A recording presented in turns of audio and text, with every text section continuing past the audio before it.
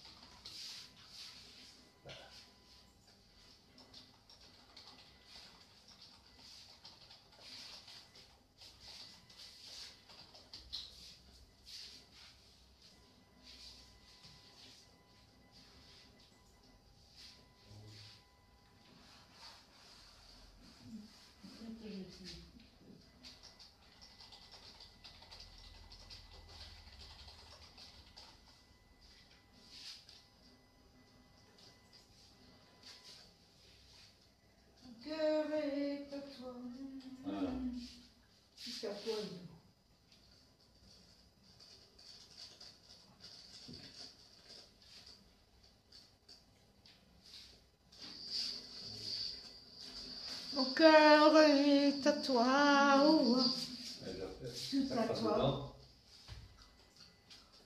Mon cœur est à toi, oh, tout à toi.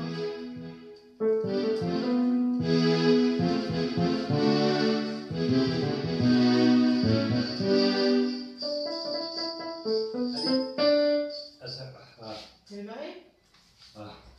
Et puis on va faire un chant et puis on passera au message.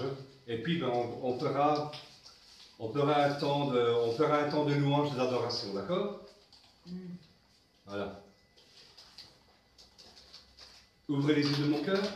Ouvre les yeux de mon cœur. Ensemble, ouvrez les yeux de mon cœur.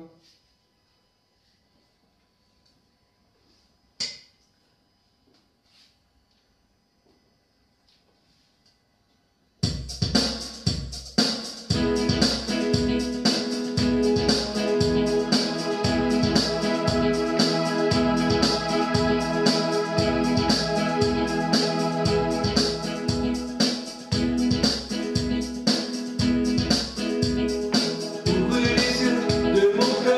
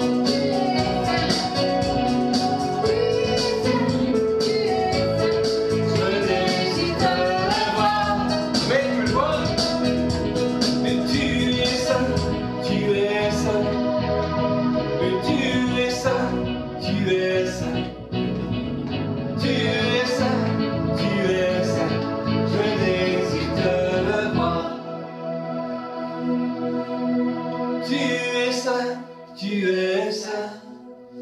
Tu es saint, tu es saint. Tu es saint, tu es saint. Je désire te voir. Amen, merci Seigneur.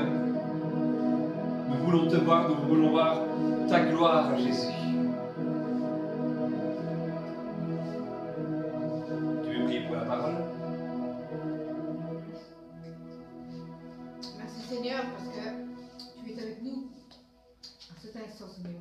Tu règnes au milieu des cieux. Merci parce que tu nous touches, Seigneur. À chacun de nous cet après-midi. Merci pour les frères et les sœurs qui nous suivent, Seigneur. Bénis-les, Seigneur. Mets ta main sur eux, Seigneur. Merci parce que je te remets cette parole entre tes mains, Seigneur. Et qu'elle puisse, Seigneur, faire du bien, Seigneur, dans nos cœurs, Seigneur. Et qu'elle puisse nous interpeller, Seigneur, si on en a besoin, Seigneur. Merci, Seigneur, pour tout ce que tu fais pour nous. Merci pour cette parole qui va être jointe à nous, Seigneur, et qui va être, Seigneur, partagée avec nous, Seigneur. Amen. Amen. Et bénis mon mari, Seigneur, qui va remettre cette parole, Seigneur. Il a travaillé, Seigneur. Tu lui as donné l'Esprit Saint, Seigneur. Oh, gloire à toi, Seigneur, parce que tu lui donnes chaque jour ton Esprit, Seigneur, afin qu'il puisse faire, Seigneur. Parce que c'est un travail, Seigneur. La révélation, tu lui donnes chaque jour. Merci, Seigneur, Amen. pour la révélation. Amen. Merci pour la parole. Et merci pour ton Esprit Saint, Seigneur, qui est en nous et qui vit en nous. Merci, Seigneur. Amen. Amen. Alors, je crois que Lisa, j'ai oublié de te donner la feuille avec les versets. Oui. Hein, je te la donner. Oui, Hein, il n'y a pas beaucoup de versets, mais le message. Non, une jeune fille gay. Non, allez. Je vais chercher le verset pour Lisa. Non, je vois là. Ah ben. Ah voilà. Oh, je te dis, Voilà. je suis blessée. S'il te plaît. Tu veux regarder sur la page. Écoute, je vais voir un peu. Voilà. Je un peu de l'eau avant.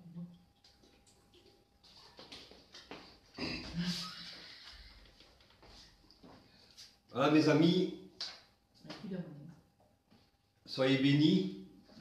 Alors là, j'enlève ça. Soyez bénis. Voilà, vous savez, je ne pensais pas que j'allais préparer quelque chose parce que je me disais, Seigneur, je suis bien cadré là, Lisa, Angela.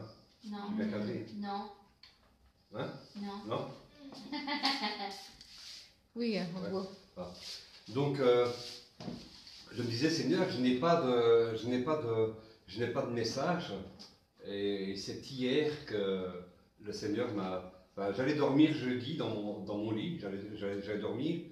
Et le Seigneur me dit, voilà, tu diras ça. En fait, mercredi, hein, c'est mercredi, non, jeudi, nous avions partagé ensemble sur le réveil du pays de Galles. Et c'était Van Roberts. On disait de lui qu'il était fou. Il était fou, il était peu instruit, il était trop jeune. Il était désigné, il était dénigré à cause de sa jeunesse. Hein, et par son manque d'instruction, il était dénigré. Il n'était pas un bon prédicateur, ni un meneur dynamique, un peu comme moi. Vous savez, on se trompe beaucoup. Ce n'est pas parce que le prédicateur en face de vous va vous hurler dessus, va vous crier des charabia en langue. Et puis, à côté, vous avez ce petit prédicateur qui est jeune, qui est peu expérimenté, qui n'est pas très bon dans les discours. Il bégaye, il est peu dynamique. Et pourtant, vous savez qu'il est écrit que Dieu se sert des choses folles pour confondre les sages. Lisa va lire 1 Corinthiens chapitre 1, le verset 27. Mais Dieu a choisi les choses folles du monde pour confondre les sages. Dieu a choisi les choses faibles du monde pour confondre les fortes. Pourquoi Dieu est-il attiré par la faiblesse? Tu sais que nous prions, Angela. Tu pries, tu pries pour le réveil, tu es peu instruit. Et puis, du jour au lendemain, Dieu peut te saisir par le Saint-Esprit. Non, mais je rigole pas. Hein. Tu peux être saisi par l'Esprit de Dieu.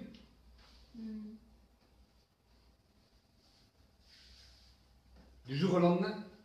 Toi qui es si petite, toi qui es peu instruit,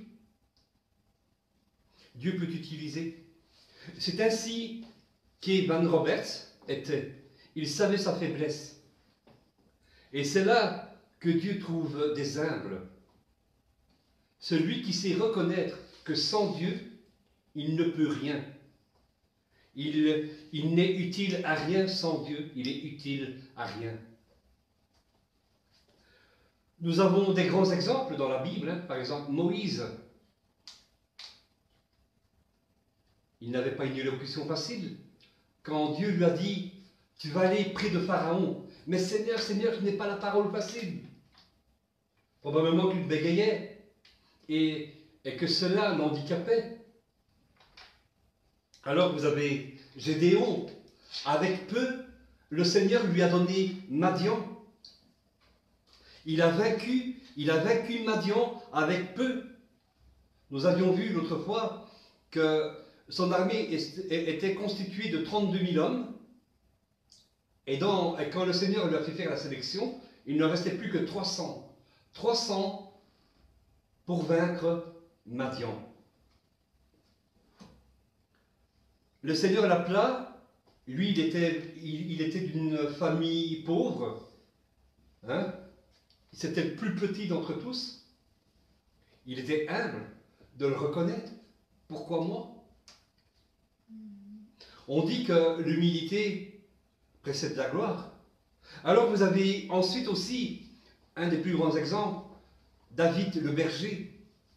Il a terrassé Goliath, il a vaincu Goliath. Le plus petit, il n'avait jamais livré de combat avant cela. Et il a fait confiance à Dieu. Quand vous êtes saisi par le Saint-Esprit, quand le Saint-Esprit veut œuvrer avec toi, il va te parler. Mais après, c'est à toi à lui faire confiance. Dire oui Seigneur, d'accord, j'obéis à ta voix.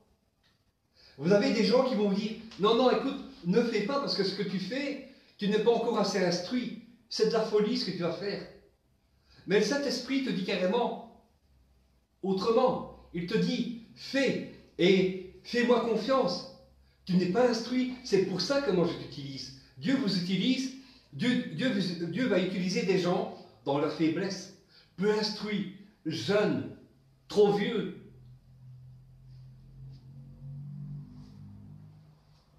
L'humilité précède la gloire. Je suis faible, je suis peu instruit. Je ne connais pas trop la théologie, l'eschatologie, etc.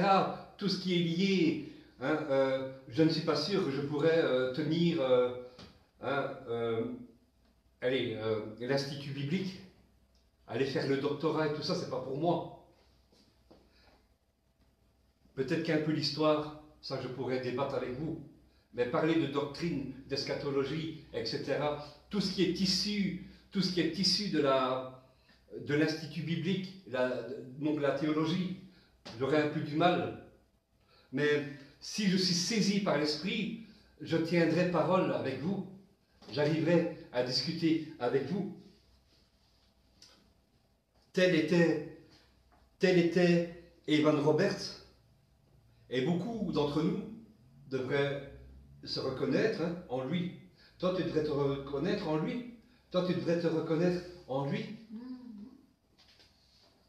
Vous savez, Jésus peut faire beaucoup avec peu. Un exemple dans la Bible, qu'il peut faire beaucoup avec peu. C'est l'exemple de la multiplication, les 5 pains et les 2 poissons. Avec 5 pains et 2 poissons, Jésus a nourri combien de personnes? Beaucoup. On dit 5000 hommes. Mais, Ah bah c'est bon alors des milliers, j'ai dit. ouais, des milliers, hein, j'ai dit 5000 hommes. Mais dedans, vous ne comptez pas les femmes et les enfants. Donc, si vous devriez les compter, hein, on a vu jeudi que Matthieu était un homme de chiffres. 10 000, 15 000, Et les enfants, ça peut tourner autour de 15 000, 20 20 000. 30 000. 20 30 000 personnes qu'il a nourries avec 5 pains et 2 poissons. Vous comprenez cela? Avec peu, avec le peu que vous avez, alors ne te sous-estime pas. Avec le peu que tu as, Dieu peut faire beaucoup en toi. Avec le peu d'instructions que tu as la base. Hein. Jésus-Christ est mort pour toi. C'est le message de la croix que tu as reçu. Rien qu'avec ça, avec le message de la croix, Jésus est mort pour toi. Et tu expliques pourquoi il est mort pour toi. Alors les gens ils se convertissent. Vous n'avez pas besoin de faire de grands discours. Quand l'apôtre Pierre parlait, ce n'était pas quelqu'un de très instruit, il était illettré. Mais quand le Saint-Esprit le saisissait, les foules étaient étonnées, les personnes dans le temple étaient surpris de le voir prêcher comme il prêchait.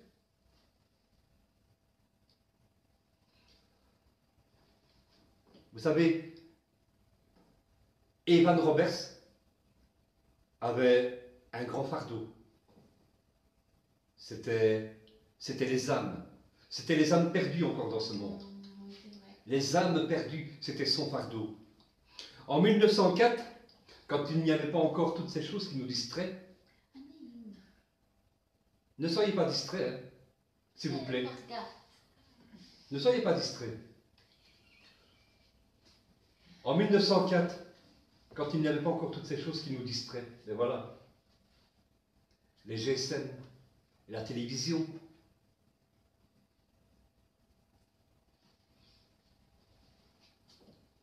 Evan Roberts se rendait 6 jours sur 7 à l'église, il alla prier.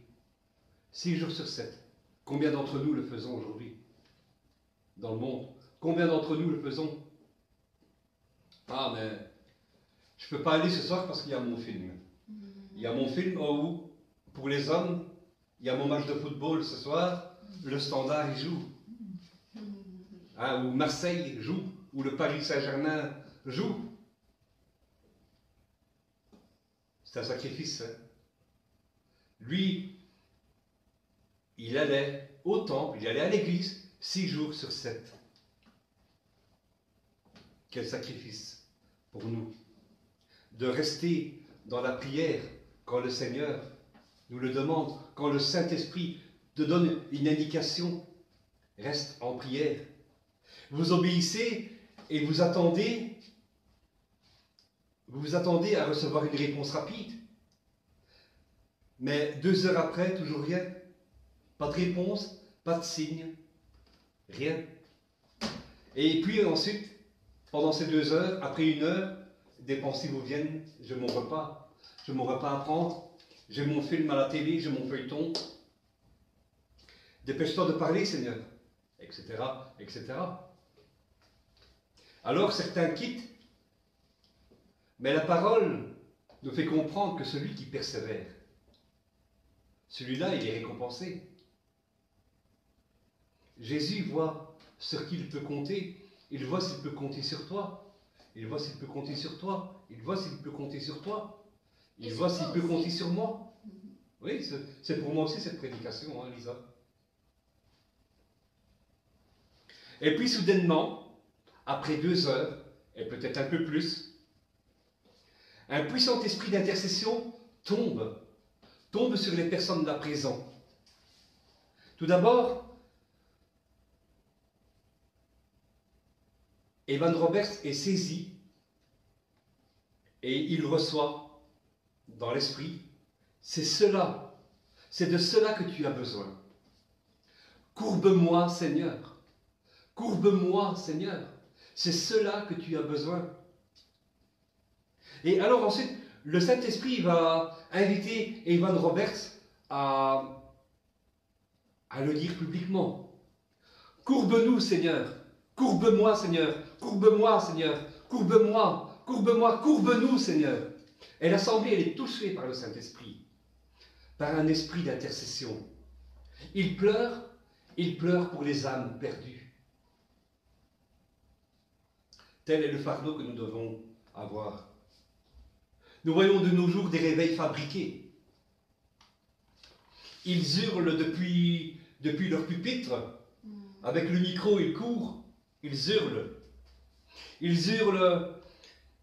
Ils hurlent. Le Saint-Esprit est ici. Le Saint-Esprit est ici. Ils tapent des pieds. Ils hurlent. Le Saint-Esprit est ici. Le Saint-Esprit est ici. Mais Jésus nous parle de ce temps de séduction. Lisons Marc, l'évangile de Marc, chapitre 13, le verset 21 à 22.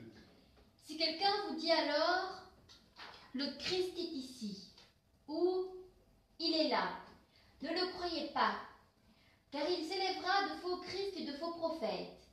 Ils feront des prodiges et des miracles pour séduire les élus, s'il était possible.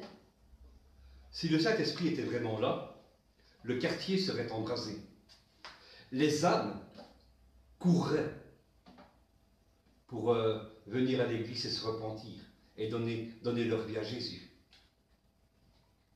Ces églises que j'appelle les églises de faux réveil, c'est du chaud. Dieu cherche des hommes et des femmes qui plient le genou, non pas pour obtenir un ministère, mais Dieu cherche des hommes et des femmes qui plient le genou pour obtenir des âmes encore perdues dans ce monde. Tel est le fardeau que j'ai. Tel devait être votre fardeau. Tel devrait être ton fardeau. Nous sommes proches de la fin des temps. Et oui, le Seigneur viendra bientôt nous prendre dans l'éternité avec lui. Plus aucun souvenir, plus aucune souffrance, plus de guerre, ni de cris, ni de douleur, plus de rage de dents. Ah, hein? Ça fait mal. Plus de tristesse d'avoir perdu quelqu'un de cher. La mort ne sera plus. Vos questions sur comment est apparu l'univers, comment sont apparues les planètes, la Terre, la vie. Vous aurez ces réponses en face de vous. Vous allez contempler des spectacles magnifiques, en couleurs. Ici, dans ce monde, ce que vous voyez, vous ne connaissez pas vraiment encore tout l'éclat de la beauté de la nature, de ce que Dieu a créé. Vous ne connaissez qu'en partie, mais là-haut, dans l'éternité, vous connaîtrez parfaitement comment tout cela est venu à l'existence. Un seul mot de Dieu. Et tout ça. Parce que rien ne peut se créer à partir de rien, il faut quelque chose. Amen. Et tout ça est venu à l'existence. Et il l'a fait pour toi, il l'a fait pour moi. Quand Adam et Ève ont été déchus du paradis à cause du péché, par le péché, ils se sont dressés contre Dieu. Eh bien, il y avait déjà une perspective de salut. Il y avait déjà la perspective d'un Messie, d'un Sauveur, qui devait venir pour anéantir la malédiction de la souffrance et de la mort. Mais le péché nous a voilé la vue. Depuis ce jour-là, nous ne voyons qu'en partie les merveilles de la création de Dieu. Tu ne le vois qu'en partie depuis ce jour-là. Les cieux devant toi, si tu n'avais pas la vue voilée, tu pourrais voir les cieux grands ouverts. Amen. Nous avons les yeux voilés. Impossible de percer, même le plus grand scientifique du monde, impossible de percer le mystère. Impossible de percer pour voir la beauté de la création. Imaginez-vous, vous êtes dans les champs, vous êtes dans les montagnes, c'est très beau, c'est magnifique. C'est très beau d'être au-dessus de l'Himalaya, au-dessus de la cordillère des Andes. Vous sentez l'odeur des parfums que donnent les fleurs. Mais tout ça, ce n'est que en partie. C'est pour ça que Dieu a envoyé Jésus, son Fils, pour nous réconcilier avec lui, pour nous réconcilier avec le Père. Il veut que tu prennes part à ton héritage. Ton héritage, c'est quoi? Ton héritage, c'est un royaume. Ton héritage, c'est le royaume. Si tu es héritier, c'est le royaume. C'est des palais immenses. Quand tu es allé à Versailles, waouh, hein, tu aimerais bien des grands espaces ainsi. Non, il faut Mais être là-haut, simple dans la vie. Là-haut, c'est encore plus beau, oui. Nous, Mais sur il faut Terre, être simple. sur Terre, nous sommes simples. Hein. Sur Terre, nous sommes simples. Mais là-haut, c'est ça que tu verras. Lisons, ce royaume appartient à, et lisons Matthieu, oui c'est Matthieu, chapitre 18, le verset 3 et 4. Je vous le dis en vérité, si vous ne vous convertissez pas et si vous ne devenez pas comme les petits enfants, vous n'entrerez pas dans le royaume des cieux. C'est pourquoi quiconque se rendra humble comme ce petit enfant sera le plus grand dans le royaume des cieux. Donc c'est pour les petits enfants.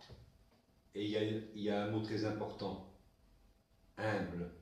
Humble. Ce royaume appartient aux humbles, à ceux qui sont humbles, à ceux qui savent reconnaître que sans Dieu, ils sont utiles à rien. Amen. Amen. Jésus est venu, il était Dieu, il s'est fait homme pour s'offrir sur la croix, pour mourir. Il a pris nos fautes, il a pris cette coupe amère que le péché du monde, qui sont nos péchés sur la croix. Il les a cloués pour nous les pardonner. Il a cloué nos fautes sur la croix. Il les a pris, il les a cloués. Et tout cela était enseveli dans sa mort. Il a réclamé ta vie à Satan. Lui qui te conduit et qui te condamne droit vers l'enfer. C'est à grand prix que Jésus t'a racheté. C'est à grand prix que Jésus a acheté ta vie. Il est mort, certes, mais après 3 jours, il fut ressuscité. Il s'est relevé d'entre les morts. Par sa mort, c'est nos péchés qui sont morts avec lui. Et par sa résurrection, si nous sommes en lui et lui en nous, nous ressuscitons et nous vivons avec lui. Ce message, c'est le message de la croix. Amen. Amen. Le réveil ne vient pas des hommes puissants, ni riches. Dieu tire sa gloire dans la faiblesse des hommes. Ceux qui savent plier le genou et qui ont ce fardeau des âmes perdues. Des évangélistes, des pasteurs et les médias venaient voir Evan Roberts. Le réveil du Pays de Galles était relaté partout dans le pays et dans la presse internationale. Evan Roberts savait que lui n'était pas la source du réveil. Ce n'était pas ses forces. Et s'il perdait la communion avec lui, il savait qu'aucun effort humain ne pourrait remplacer ce qui se passait à l'époque au Pays de Galles. Evan Roberts va énoncer 4 points essentiels du réveil. Nous les avons vus. Et ce serait le fondement de tout réveil. En 1, nous devons confesser tout péché devant Dieu et se repentir. L'Église doit être purifiée. Si nous doutons que quelque chose dans nos vies soit bon ou mauvais, il est écrit que ce qui n'est pas le fruit d'une conviction, c'est un péché. En 2, avez-vous pardonné à tout le monde? Il est écrit que si nous ne pardonnons pas, il ne vous sera pas pardonné. En 3, nous devons obéir au Saint-Esprit. Faites ce que l'Esprit vous suggère de faire. C'est nécessaire si vous voulez être utilisé par lui, si nous voulons être utilisés par le Saint-Esprit. Et en 4, le Christ, Jésus, doit être confessé publiquement. Si tu as honte de lui, dit la parole, il aura honte de toi. Si j'ai honte de lui, il aura honte de moi. Oui, on le voit avec le coq. Oui, tout à fait. Mais il a pardonné Pierre. Hein?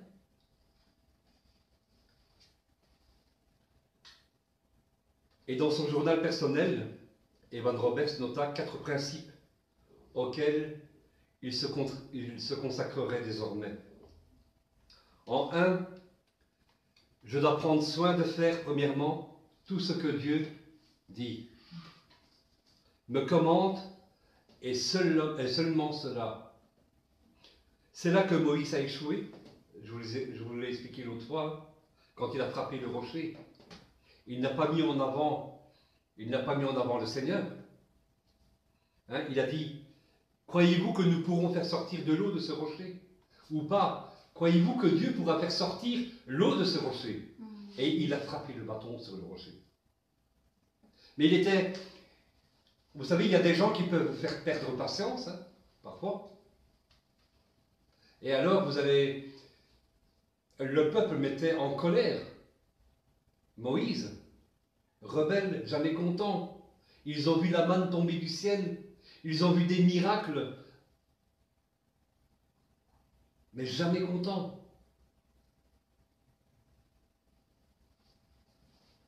On enlève la gloire, hein, fâché, en colère. On enlève la gloire. Ah, vous voulez de l'eau? Ben moi je frappe le rocher. Voilà. Voilà ce que vous avez demandé. Dans votre colère, vous enlevez la gloire qui revient au Seigneur. En 2, nous devons tout amener à Dieu dans la prière. Aussi insignifiant que cela soit,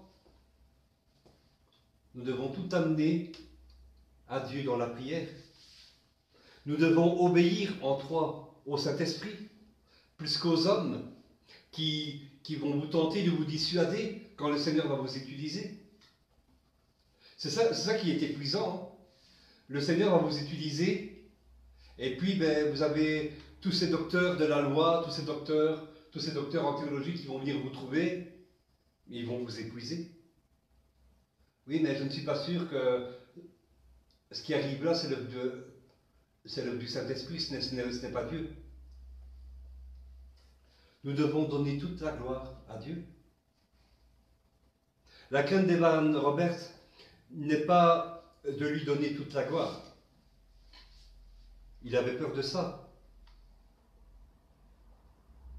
Et donc cela fut sa force et sa faiblesse. La force résidait dans le fait qu'il n'exerça pas le contrôle sur le Saint-Esprit. C'est ça sa force. Il n'exerçait pas le contrôle sur le Saint-Esprit. Mais sa faiblesse fut de se retirer avant son temps. On lui suggéra que son grand succès enlevait la gloire à Jésus. Et c'est ce que beaucoup diront. Vous diront, par jalousie, le succès que tu as enlève toute la gloire à Jésus. Parce que les médias viennent, parce que la presse internationale se déplace. Evan Roberts se retira et le réveil s'arrêta peu de temps après. Le Saint-Esprit lui avait dit de se reposer un peu. Il était fatigué. Il s'est enfermé dans sa chambre. Il est resté silencieux une semaine. Il refusait de parler à ceux qui venaient le rencontrer, les pasteurs, les évangélistes, les médias. Il se retira et le réveil s'arrêta. il avait duré 18 mois. Dieu peut t'utiliser, peu importe qui tu es, grand ou petit. Le prix, si Dieu veut t'utiliser, c'est quoi le prix à payer? Ta communion avec lui. Si tu plies le genou avec lui, si tu prends du temps avec lui, Dieu va t'utiliser et il va venir te parler. Evan Roberts disait à un ami qui entra dans sa chambre un soir, son visage fut illuminé après qu'il a vu une vision sur le réveil du pays de Galles.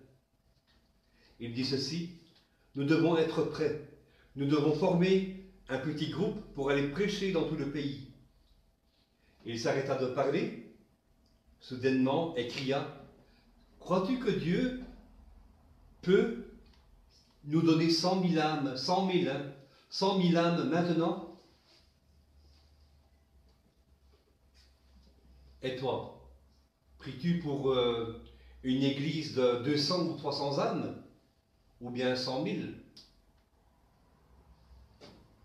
Lors de ce réveil, il n'y avait plus de place dans les églises. Les gens ouvraient leurs maisons. Et les gens venaient, ils se repentaient. Ils acceptèrent le Seigneur Jésus comme leur sauveur. La croix, uniquement la croix, était prêchée, comme je vous l'ai dit. Pourquoi Dieu s'intéresse-t-il aux faibles? Dans la plupart des réveils, la situation était catastrophique.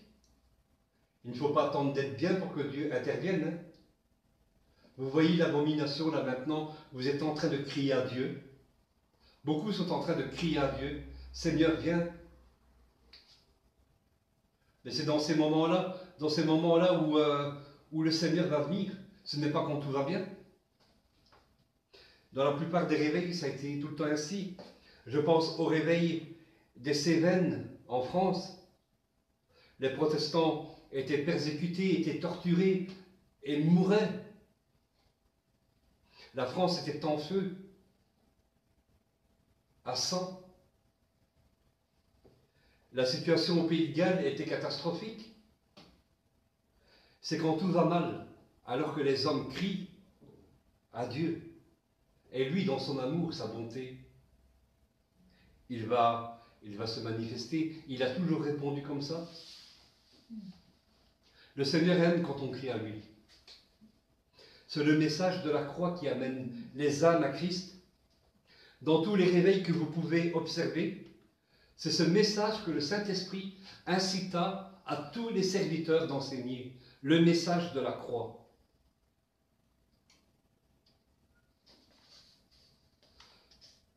Pour confondre les religieux, autant à la faculté de théologie que dans les églises dites de réveil, le Seigneur va aller chercher un parfait inconnu, dont le charisme n'est pas très bon.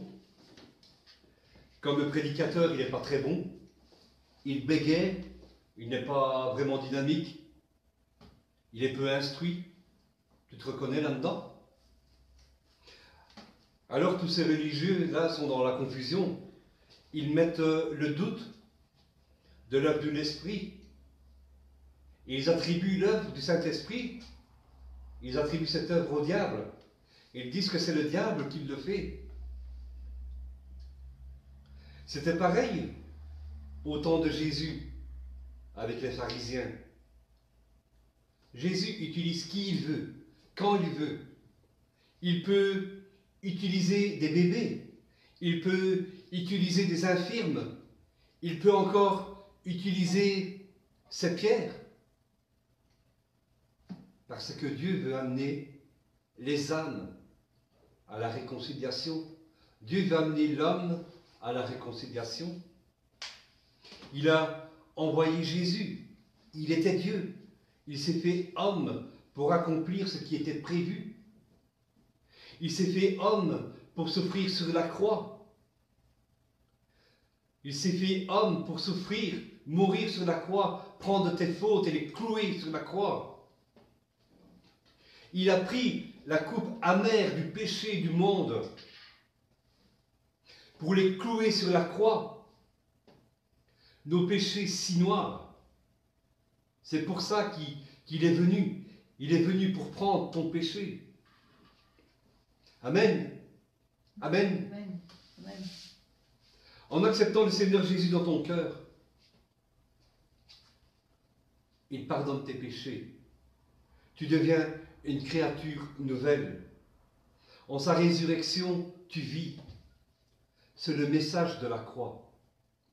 Veux-tu donner ta vie à Jésus et le recevoir comme ton sauveur unique?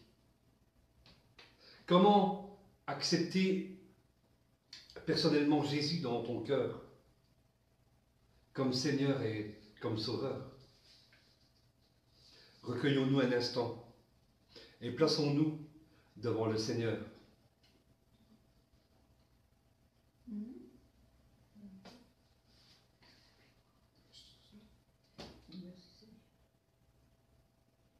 Réalisez que vous avez péché.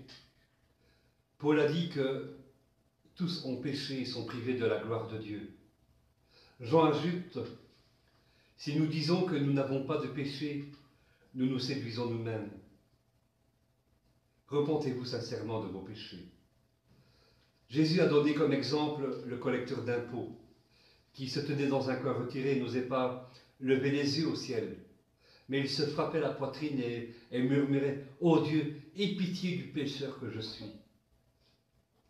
Paul a écrit en effet « La tristesse qui est bonne aux yeux de Dieu produit un changement d'attitude qui conduit au salut et qu'on ne regrette pas. La tristesse du monde, elle produit la mort. Pour ça que tant de gens veulent se suicider, parce que la tristesse du monde produit la mort. Confessez vos péchés à Dieu.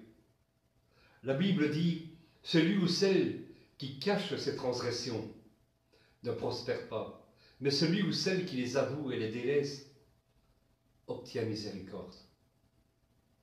J'en dis que si vous confessez vos péchés, Jésus est fidèle et il est juste pour vous pardonner, pour vous purifier de toute souillure. Abandonnez vos péchés.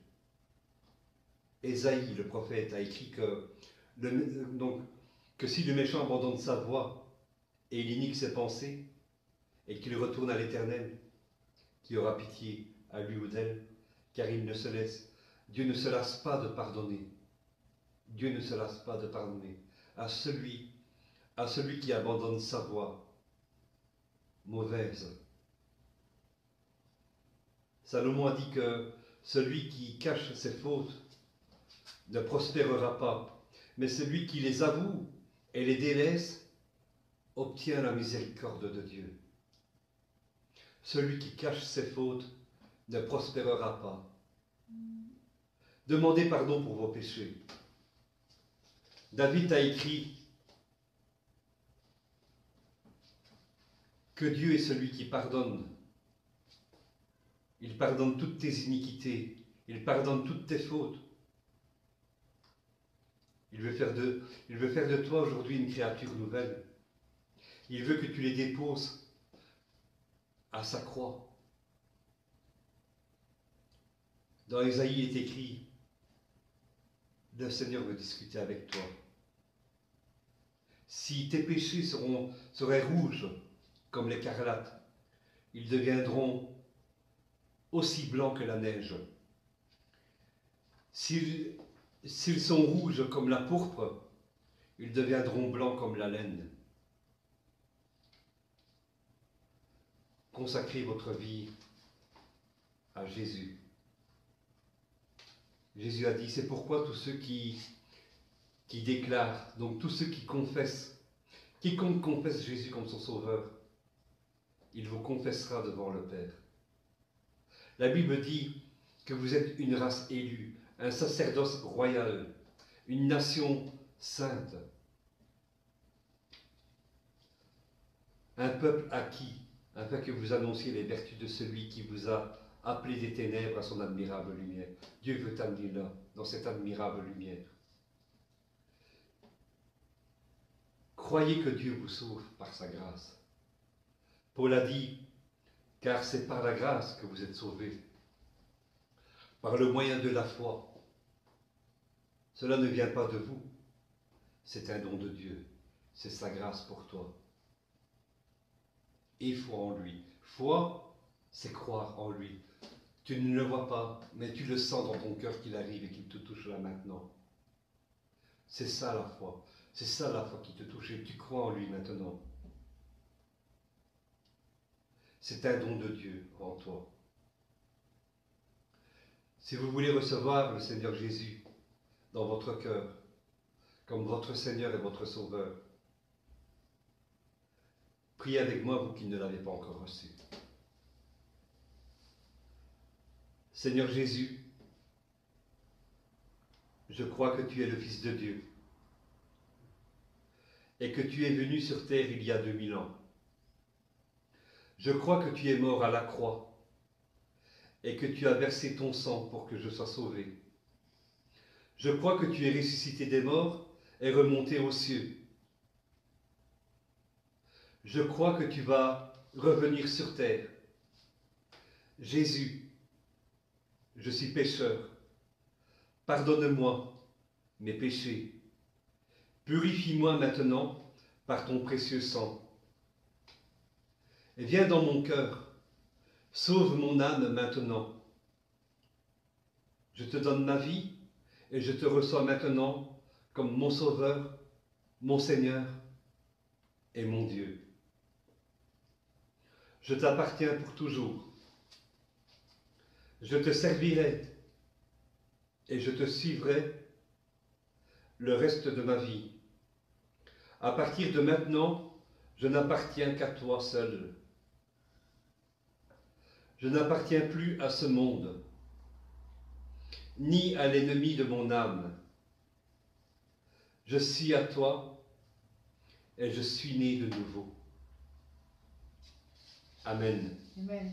Amen. En faisant cette prière et en confessant tes péchés, soyez certains qu'en recevant Jésus-Christ dans votre cœur, eh bien que Dieu vous donne le droit, te donne le droit d'être son enfant. Dès maintenant, tu es racheté. La Bible nous donne cette assurance. Si vous venez de recevoir le Seigneur Jésus-Christ dans votre vie, eh bien, nous, Amen, nous voulons nous réjouir avec vous. Amen. Amen. Amen. Un petit Amen. Nous voulons nous réjouir avec vous. Amen. Amen.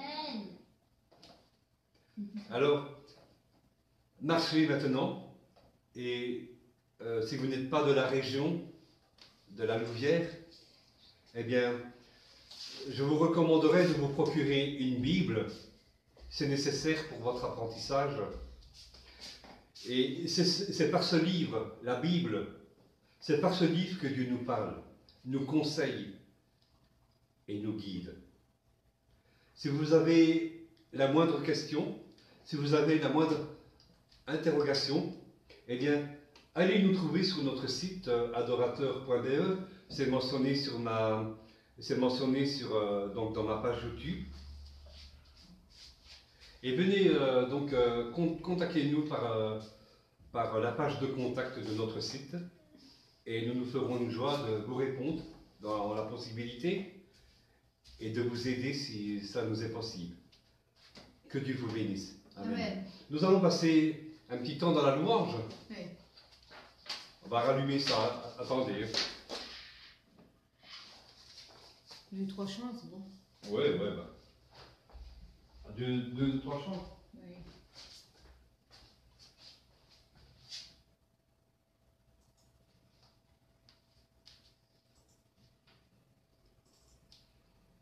Pourquoi 2, 3 ces atomes, tu vas en faire plus, hein?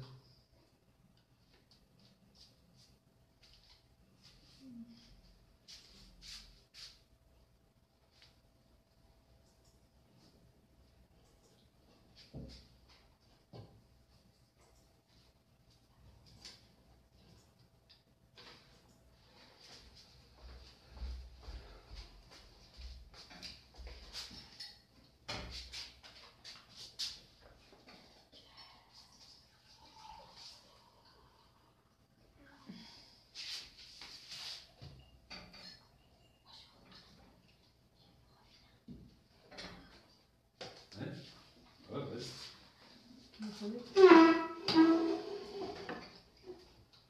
voilà.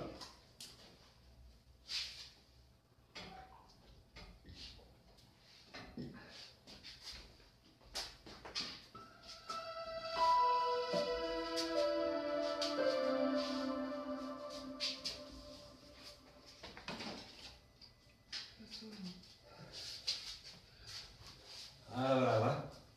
C'est les aléas du direct. Hein. Puis, voilà.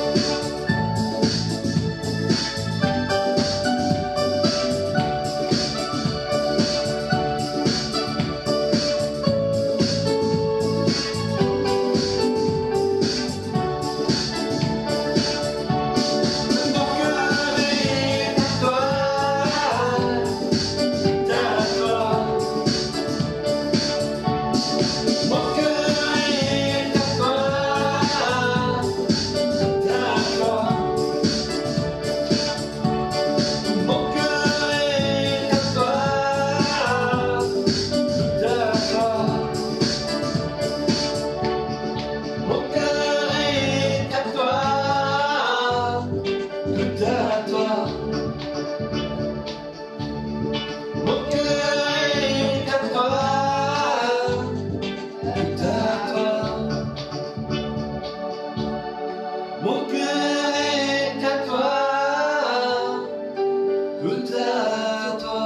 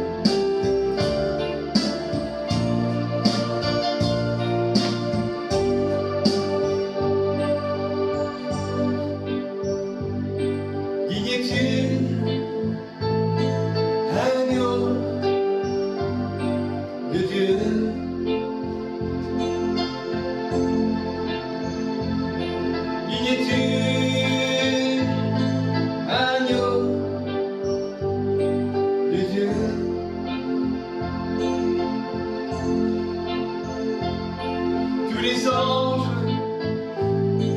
ensemble proclament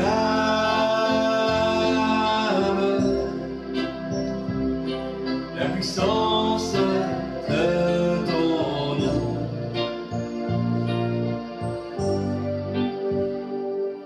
Dignes-tu, agneau de Dieu?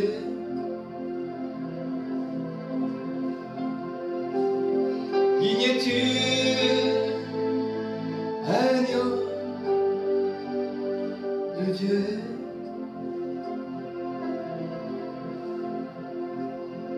L'univers entier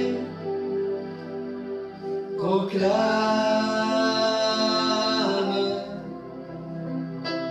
la beauté de ton saint nom.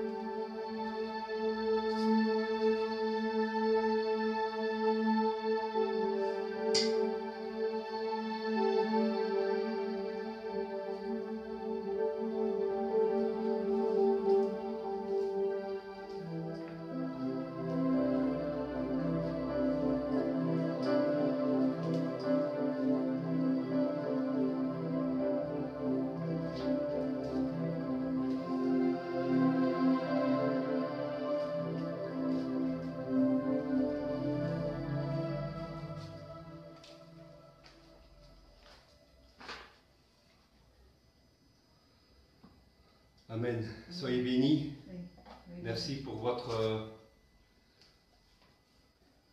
présence avec nous. Que Dieu vous guide donc demain et le restant de la semaine. Soyez bénis dans le nom de Jésus. Amen. Amen. Ah, je vais couper. Ouais.